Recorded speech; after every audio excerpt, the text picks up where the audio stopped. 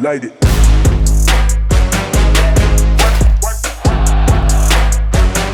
All right, since 2015, this gentleman has been the commissioner of the SEC, Commissioner Greg Sankey, who was almost my athletic director at Colgate University. I just found out a few minutes ago. Commissioner, thanks for joining us. Love to have you on here this week.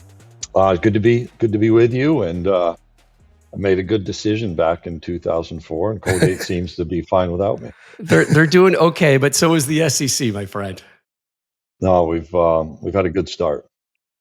Well, Greg, great to see you again. You've been a friend since 2005, and we've had many, many deep conversations. I want to hit you right out of the jump with this, because in 2006, I was the coach at Florida, and we almost got edged out of the national championship game. I remember a lot of commentators and fans wanted Ohio State and Wolverines to have a rematch. And back then, I thought, I remember in the meetings it said, just this conference has got to start getting respect, because I've been around both, and the level of talent, high to low, in that conference is second to none. And so here you have 4 of the 5 top teams in the country in the SEC. You just saw Alabama and Georgia put on a show. Do you feel strength of schedule has always been supposedly part of it in BCS and the CFP? I never really felt it is. You see Georgia lose to Alabama. That's not a loss in my mind. Right. That's a minor setback. I mean, I think it's partly, I know it's a loss, but the way they play, do you think there's enough weight in the fact that you have 4 of the top 5? The reality is some of those teams are going to lose because they play each other. Is there enough weight for that strength of schedule that the SEC plays? That's a really important question, particularly in the 16-team SEC. So in the modern era, we've had this now, 17, 18-year run of success in the postseason with teams being in the CFP. Last year, in fact, during our media days, I thought Georgia was one of the top 4 teams, so they lose to Alabama in our championship game. The nature of that game, and you both, Urban, Mark, you both been there, is very different than anything else you experience. You look at this year and you look at schedules. So Georgia plays on the road at Alabama, on the road at Texas, on the road at Ole Miss. At 9-3, they could be a top 4 or 5 team. And the question is, how will people examine those numbers versus another team that could be 11-1, 10-2? And I've raised that issue. I do think we've benefited from strength of schedule. You look at Georgia this year, who plays 10 of its 12 games against teams from the power conferences. They open with a big win over Clemson. They'll finish against Georgia Tech, and in between play games against our league. And you certainly hope that, for example, earns a level of respect with the committee. But we have that over and over and over in our league. It's not simply Georgia, it's the schedules. When we put the new format together with single division, I would look at somebody's schedule and say, wow, that's a really tough schedule. Right. And then I'd look at somebody else's schedule and say, that's a really, really difficult schedule by comparison. So I think so is the direct answer. We've asked the question. I think we've earned respect over time, and a lot of football still to be played to answer the question of how the strength of schedule will be viewed. And eventually the selection committee has to put its foot on the base, if you will, on what that really means. Hey, we appreciate you being with us, Commish. But you talk about the strength of schedule. You talk about the growth of the conference. Texas and Oklahoma are new to the conference this year. How do you see them fitting in? How do you think they have fit in so far? And where do you see this conference being in 5 years? Well, we've worked hard because it's been a 3-year transition process. I think the longest change from announcement to entry of a new member ever that I've experienced. And that's because of contracts and media agreements. But that's allowed us to prepare, so the transition has been close to seamless. I'll go back to during those 3 years, we wanted to be respectful. There wasn't a lot of flag waving. You didn't see our logos in Norman or in Austin. We certainly were talked about. And then when we came to June 30, July 1st, we had a couple of big celebrations. And now they want to beat our teams that are conference members, and our teams want to beat them. That's the natural order of things. And I think, for example, you saw in Austin, they played Mississippi State, ends up being a tough game just because of talent and focus on conference games. Oklahoma lost that first game, but just a tough game to Tennessee at home.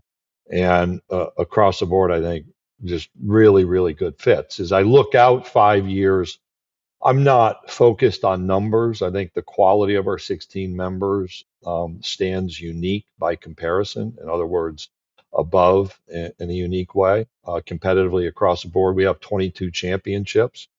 11 of those sports, so 11 of the sports we sponsor have the defending national champion in our league this year. So last year, our 16 teams won half the national championships. And we didn't win football last year, which was disappointing. So I think there's great strength, great attention. We've had a great viewership so far. We have a new relationship from a media standpoint that's working well. And I'm really excited about our future. And we can stay at 16. I am highly attentive to what happens around me, though, and we'll be prepared if further adjustment is needed. Just one quick follow up on that. You spoke with Coach Urban about the strength of schedules, and you have 2 new members, and Oklahoma's schedule is much different than Texas' schedule. You look at those. What goes into choosing those schedules, and how does Oklahoma get introduced that way, and Texas get introduced a different way? Sure.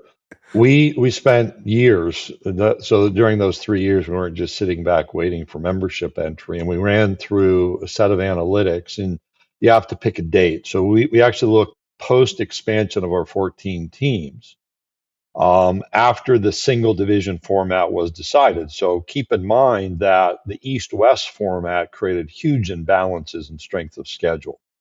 In fact, if you were to have a perfectly balanced schedule for each team, their opponents would essentially be 500 with win-loss record. They would have won as much as they lost. Well, if you've got a team like Georgia that's 1-1-1, it's impossible for them to play each other. If you have a team at the bottom that's had a lot of losses, it's impossible for them to play each other. So that creates some variances. What we used to have is a range from about 44% winning percentage in a schedule up to about the low mid 60s. So an 18 percentage point variance in the divisional format between the easiest schedule and the hardest schedule. Over that post-expansion time frame, using the single division format, what we did is narrow that discrepancy down to about 6 percentage points. In other words, we go 6 to 8 percentage points. We go from about 47% winning percentage to about 54% winning percentage. So the bandwidth is narrow. You're never going to have perfect symmetry in schedules. And then what you have on a year-to-year basis is somebody may have gone 10-2 last year that over a 10-year period was underperforming by comparison. So you take Missouri from about 2014 to 2023, but in 2023 they go 11-2 overall. That makes the schedule look more difficult. Now what you have to do is play this year's team, not the last decade's scheduling analysis. And by through our work, the schedules are much more balanced than our divisional format. But you're going to have those analyses, particularly in the transfer portal era, where rosters can change rapidly and it's much more unpredictable. Commissioner, you consider yourself a football fan, correct?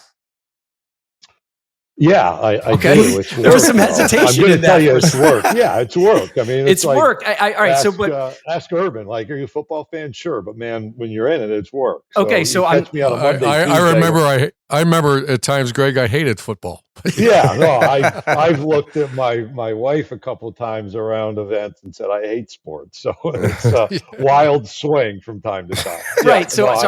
I'm curious how you handled the amazing game in Tuscaloosa, right? As a football fan with the ebbs and the flows, the moments to stand up and scream and yell and sigh and exhale, but also having that commissioner hat on at the same time. So how did you take in this amazing game that was Georgia at Alabama? He wanted the Tide to roll. I mean, he's right in Birmingham. Did he really? He's right in Birmingham. Don't start that. He's right in Birmingham. It's just natural.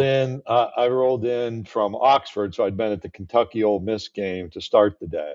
And I'll just tell you, my favorite part of the week when I'm able to is to attend the early kickoff game, stand in the end zone by myself for about 10 minutes and just appreciate the game. So the deep answer, Rob, to your question is I actually love that few minutes to watch. And then when you're in the end zone, like I don't know why teams are on the sideline, because the best views from the end zone. You can see the line play in a whole different way. You can see receivers breaking or being covered, and you can see where the quarterback's looking. I just think like the high coach's end zone view is the best way to see a game, in my opinion. That said, I had on a green sport coat, so let's be clear about that. And for a conference game, you kind of go numb. And there's a couple of pictures that people sent me where touchdowns were scored right in front of me, and it's an expressionless moment. My hands might be in my pockets or my arms crossed, but you appreciate the competition. And people had asked me what I thought about that game. So this is the Georgia-Alabama game from this past weekend. And there are times I wasn't convinced to believe what I was seeing play out, like the early run of Alabama to build up that lead, and then the comeback of Georgia. But that's the drama that's inherent in college football that I think is so unique, and the emotion in the stadium that pours out, the emotion on the sidelines. There's a lot of football played at different levels, but I don't think there's anything that compares to that type of experience. Hey, Commish, we've been friends since '05, and on record, you're one of my close friends that we've had some deep conversations about how to make the game stay great, and I appreciate that. And I found out, I guess it's public now, that the Big Ten and SEC ADs and you and Commissioner Petiti are going to meet. This is mesmerizing to me because I grew up in Ohio, I'm a Big Ten guy, but I'm also an SEC guy, is that you just see a future that potentially 2 power conferences. I'm not sure what you can speak to about that, but I think the world is going through potentially North versus South, Big Ten versus SEC. Once again, I know you got to be careful what you say, but Sure. Just your thoughts on that. I'm happy to speak to that. So when you go back to the introduction, I started in this role in 2015. And even though, I knew all the commissioners at that time, I'm the new guy in the chair, and it is different to be in the chair. You can be as close to it as you want. And I've told staff in our office, the most cherished words are, I think that, right? So, Irvin, you've worked with coordinators and assistant coaches. Hey, coach, I think that. And like whatever comes after that is great, but then somebody has to make the decision. You have to make the decision on 4th down. You have to make the decision to start a particular quarterback, and you're at the end of the hall making that decision. So in 2015, I knew Jim Delaney, I knew John Swafford, Bob Bowlesby, Larry Scott. And then when you go through COVID, we'd had a change in the Big Ten, and then post-COVID, everybody else changed. So all of a sudden, I'm the longest tenured among those commissioners. Then we've had the Pac-12, as we knew it, evaporate, if you will. And so just looking around, Tony is someone who I knew from his work with CBS, but just at kind of a low level. And then with Major League Baseball, we were in some meetings together when I was the SEC commissioner.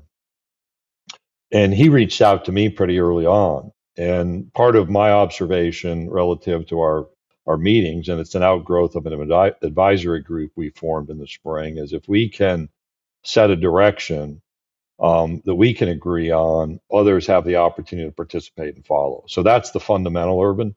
And it's not as if we're just going to unilaterally change the world in an athletics directors meeting, but we do need to talk about issues around legal settlement to the extent we're permitted to legally. We have to be careful about the boundaries.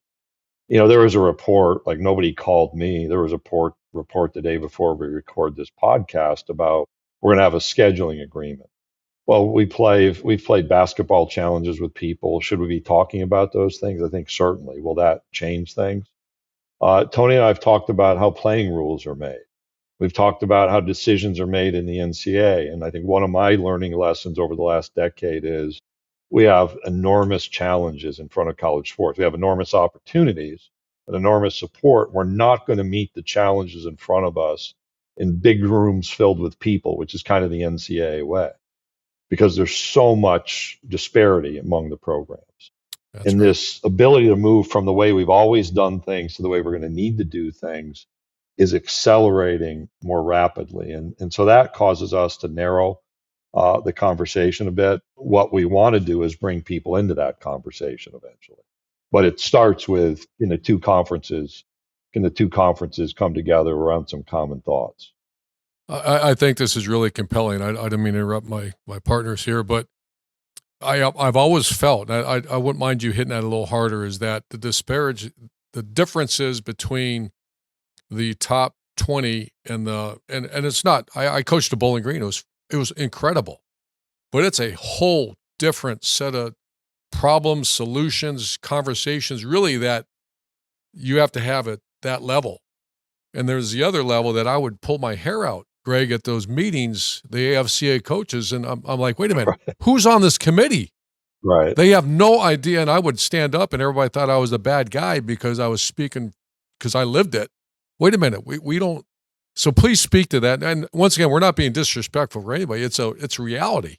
Yeah, I'll take one of these issues that's been over time. Is I was commissioner of the Southland Conference 25 years ago, 1AA football, FCS now. Really great football. I mean, some guys, Jeremiah Trotter, who played linebacker at Philadelphia, played at Stephen F. Austin. Joe Dumars played at McNeese State, played in the NBA for the Pistons. And great experiences, but a different world. And I show up here and there's all these accusations about, hey, coaches are bumping people in the hallways. I mean, Irvin, you and I live this. And like, you look at it and say, well, really, who cares? You can't walk in as a head coach at any of our universities and not have people talk to you. I remember somebody complained about Lou Holtz walking through a high school hallway. It's like my first month. And like, I have to deal with that. That doesn't happen every place. And that's like a microcosm to me of the lack of understanding that exists nationally, where I actually think we should be having those types of conversations in high schools between our coaches and kids in ninth grade. Give them an aspirational goal, come play for our program. And then you get down to the expectations, the pressure, and the support, right?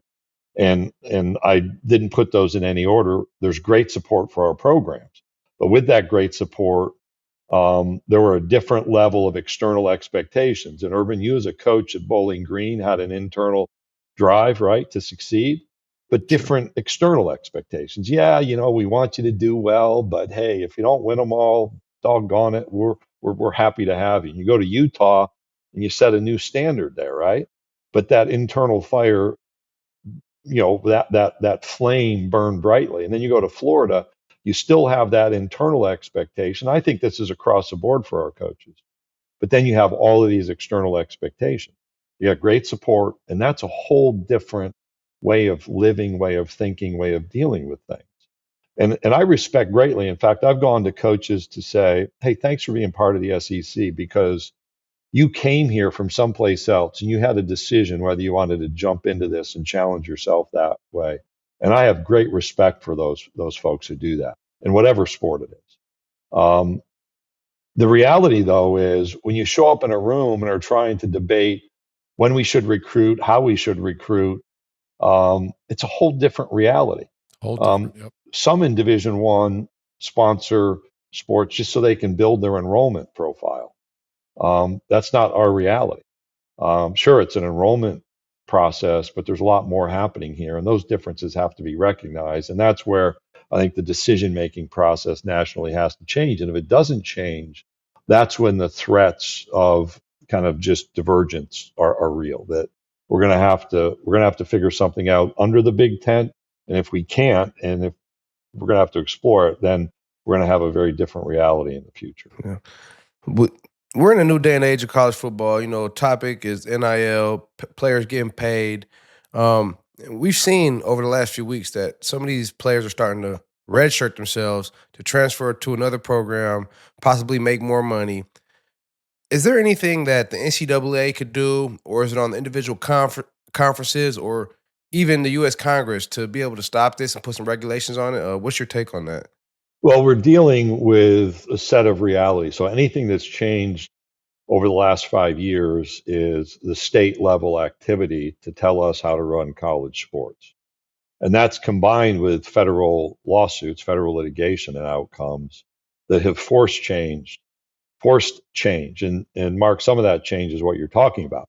I'll just go back to something that the NCAA did a few years ago, which was everybody was in love with this 4-game redshirt rule. Let everybody play 4 games, we can figure it out. Well, now you're seeing we've now created a deadline to Right. say, hey, you know what? Either it's another leverage point in addition to the transfer portal. And should that remain? So the NCAA has certain authority that's changed and it's been reduced. Conferences can have certain authority on how they do things. Like we changed our rule and don't have a spring transfer portal for intra-conference transfers. I think that's made our environment a bit healthier. We have to deal with litigation. So there's a settlement that would allow potentially, if it's approved by the court, which we don't control, some oversight of name, image, and likeness activity, and some institutional opportunities to provide economic support to student athletes.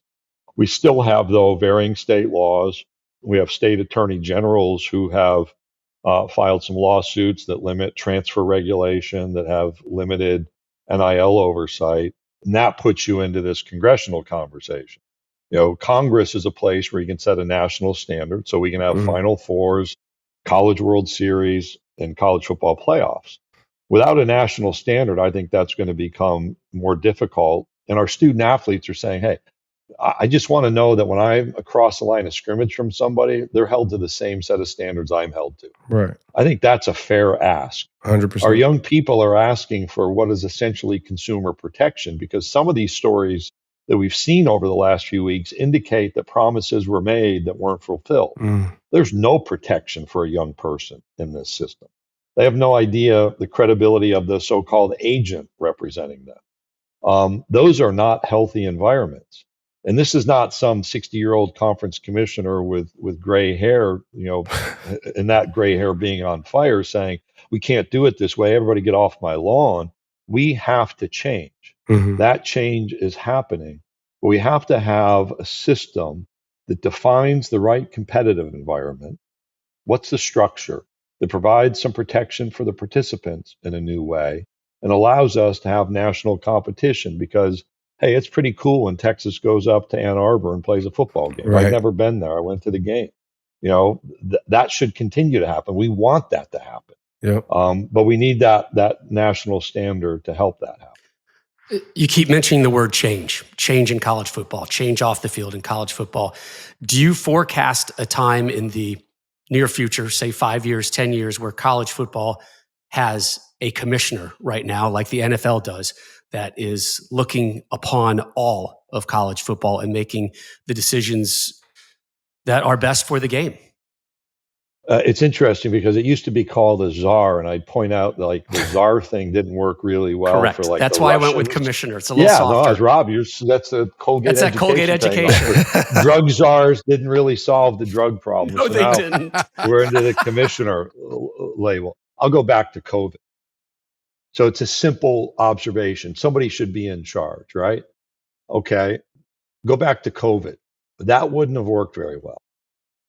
And we had to make some decisions based on the information we had that I think have been justified as being appropriate to provide opportunities, keep people connected to their team, rather than this notion of just canceling things and losing a year in life, and you never get the year back. And I identify that to say that means that people are going to have to give authority someplace other than their local group, which they've agreed to be a part of voluntarily. I think that's a big conversation. I think there's probably more of that conversation happening now because of the disdain for what's happened in some compartments. But just having a commissioner wouldn't solve the transfer portal and the legalities around that. It wouldn't solve the name, image, and likeness issues. It wouldn't resolve lawsuits. And so we have to deal with what's in front of us. We're going to have to deal with that in the system we have, and it's going to have to adapt. Would that lend itself to some kind of central coordination? I think that's a lot more difficult proposition than people understand. And that's why I go back to the COVID example to say, that didn't work so well. And you could put in these independent entities some central authority and have your own level of walk away, if you will, from decisions. So it'll be talked about.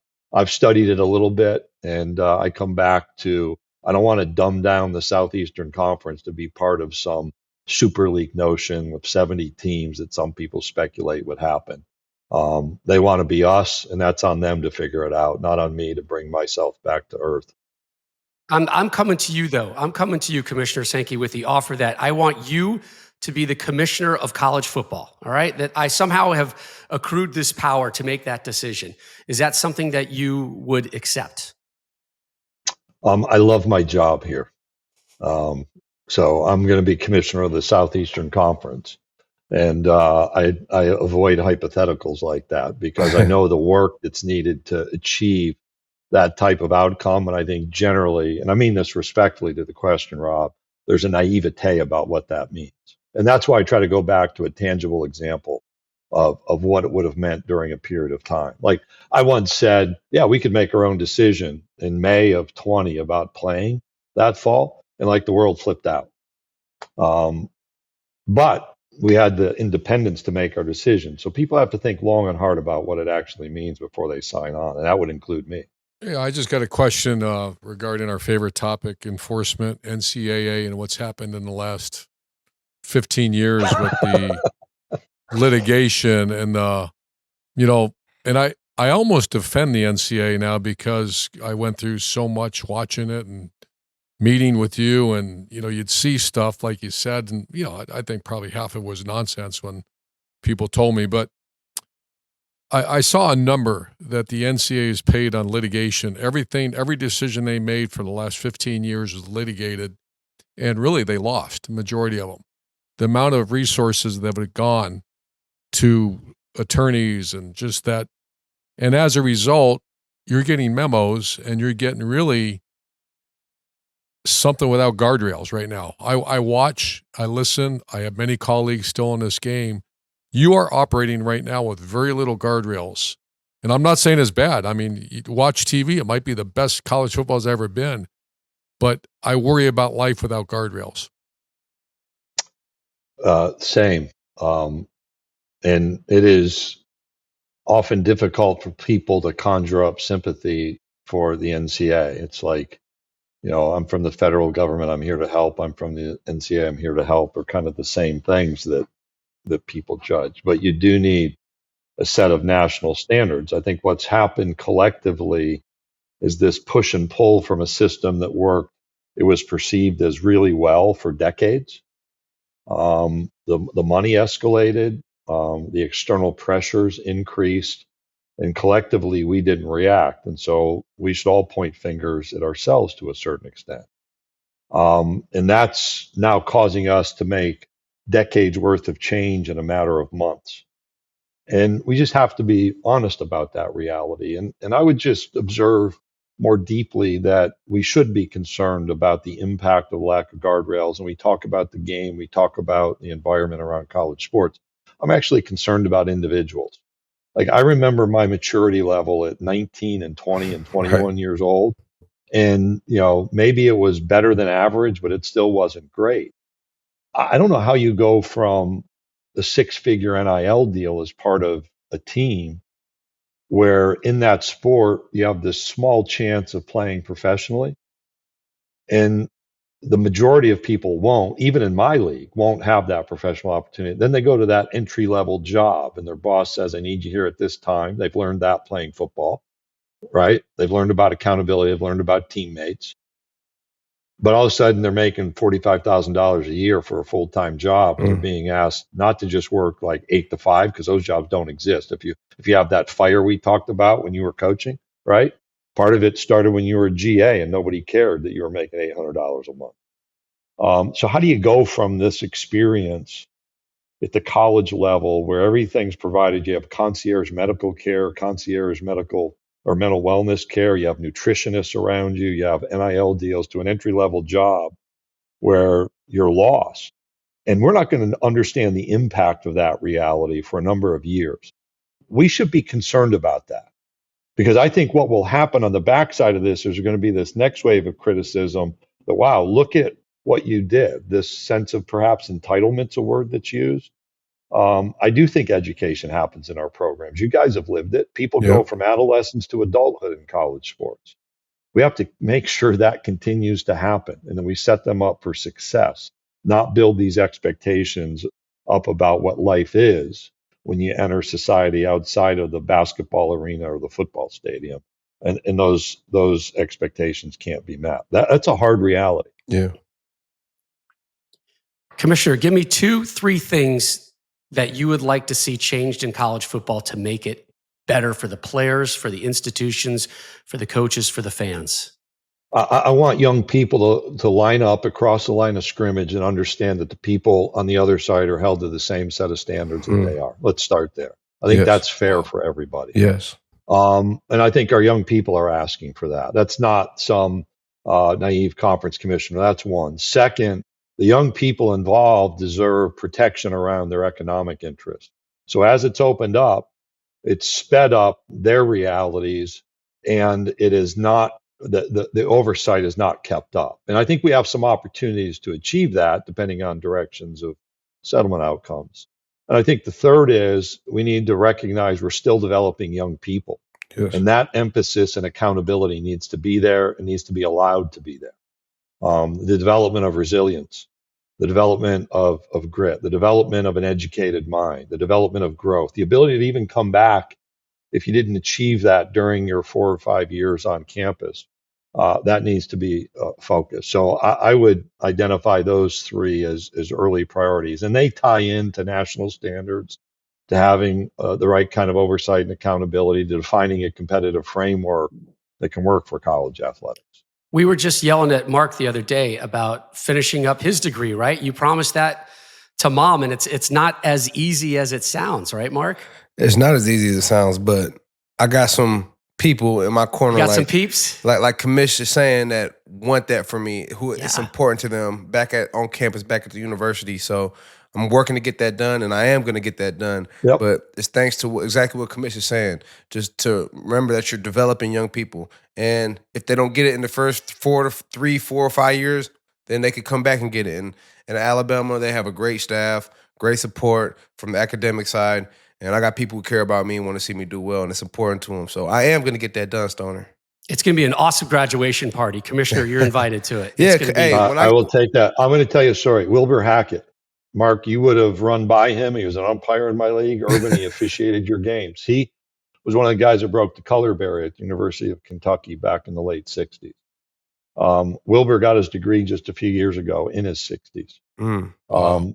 That's okay. My mom finished her college degree. She had kids in her 20s, finished her college degree in her late 40s. That's what we do. Mm-hmm. But there's an attachment. And one time I was in Tuscaloosa, and it happens over and over. I saw Paul Skeens at the All-Star game. I said, "Hey, where are you going to live?" He said, "Baton Rouge," because that became special to me. I saw one of your teammates once, Mark, in the hallway when I was speaking to a class at the University of Alabama. And he was playing in the NFL, and it was a Monday, and it was an off day. I'm like, "Why are you here?" He said, "This is home." Those are the things that are done right. Yes. Those are relationships that are made. And sometimes it takes a while for people to figure it out, right? That's okay. Mm-hmm. Yeah. But we talk intentionally about, Mark, what you're describing. Work to bring people back, invite them back. That's our responsibility. Nobody runs away from it. So when I graduate, you going to come celebrate with me? You send me an invitation. I don't know if I can hang with you in the celebration part, but why not? We'll get him ground surfing with us. I don't know how late it's going to go, but I'll be there for the it'll have an early start and a late conclusion. The gray-haired part of it. I'll be there for the gray-haired part of it. How's that? Hey, that's fair enough. No, hey, Stoner. You know what we do. Yes, sir. Wrap it up. Yes, sir. Yes, sir. Commissioner, we've been bombarding you with questions here for like the last 35 minutes. So we like to conclude with offering you the opportunity to throw a question at us. Urban, I was in that stadium. It always goes to Phoenix. Yeah, well, I'll start there. Urban, I was in that stadium in Phoenix, and I walked in with John McCain, Senator McCain, introduced myself, and he predicted you were going to win, and he described why, the defensive line speed. But what was it like after your career to stand up with that crystal football in that moment? I wish you would have tapped your head or gave me some signal that said we were going to win, because you know who actually thought we were going to win? Well, Charlie Jr. went to the house right away. I know. So that was not a good start. Charlie Strong, the assistant head coach and dear friend of mine said, we're good, because we started watching who they played and who we played. And again, went to what we talked about earlier. We're playing, we're playing Auburn, Tennessee, Georgia, Alabama, bam, bam, bam, right in a row. So our guys are weathered. So to answer your question, after that game, I summoned my father and my Earl Bruce, my mentor, the coach that followed Woody Hayes. And we sat in the bowels of the stadium in Phoenix. And I looked at him and I said, this is unbelievable. I get to coach for fun now. We did it. I no more stress. That might have been the most incorrect statement ever to come out of someone's mouth. Because Mac Brown and I talked about it, Commish. Everything you do is national championship or bust. Everything. Yeah. And so it was incredible. Well, Commissioner, since 2016, it just means more is the motto that you and your conference have lived by. And we appreciate everything that you do for college football. You are one of, if not the strongest voice in college football out there. And for you to join us on the triple option, we really, really appreciate it. And continued success. Hope you guys get a lot out of that meeting coming up with the Big Ten. No, I appreciate that. We've got great colleagues all across the country. Look forward to that meeting, and thanks for the opportunity to have a conversation. And hopefully I'll see you guys on the road at one of these matchups we have in the future. Would love it. We appreciate you. We appreciate you, Commissioner, but you had a big whiff in your career. You could have been the Colgate athletic director, but maybe at some point you can still go back. You can still come back. That was the year after they went to the 1AA national championship game. So I was thinking about working at a football power. Oh, yeah. Yes. They lost to Delaware. Joe Biden was at that game. I interviewed him for that. Yeah, that was not a nail biter. We got run. I know we're at the end. I'll also say one of the great selfless things I've seen is a guy named Don Vaughn, who was the hockey coach. Yes. Who had a great team and stepped in the interim AD role that year when Mark Murphy had left. And I think those are the moments that are unappreciated in college sports. And it happens at our level where people are selfless and how they contribute. Well, we saw Bob Stoops do that with Oklahoma a couple years ago, right? Yep. As well. Who knew there would be so much Colgate talk on this interview with the SEC Commissioner? Crazy. I wasn't expecting it. If you can survive a winter in Central New York, which Urban has done, you can do great things in life. And Bob Iger, Rob Manfred, there's a lot of people that have lived that life. Roger Goodell's Western New York guy. But you survive a winter in Central New York, you can do great things in life. Yes. Thanks, Commish. Agree. Commissioner, thanks so much. Peace. Light it.